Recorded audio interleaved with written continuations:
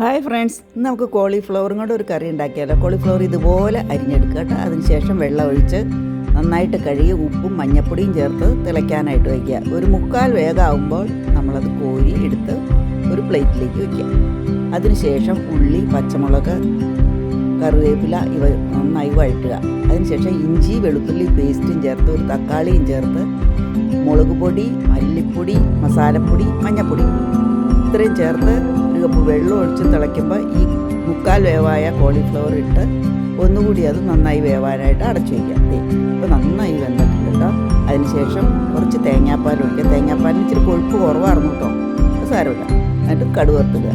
അപ്പോൾ ഇതുപോലെ നിങ്ങളെല്ലാവരും ഉണ്ടാക്കി നോക്കുക. അടിപൊളി ടേസ്റ്റാണ്. നല്ല കുറുകിയിരുന്നാൽ മാത്രമേ ടേസ്റ്റ് ഉണ്ടാവുള്ളൂ കേട്ടോ. ഇതുപോലെ ഉണ്ടാക്കിയെടുക്കുക. നല്ല കുറുകിയതായിരിക്കണം.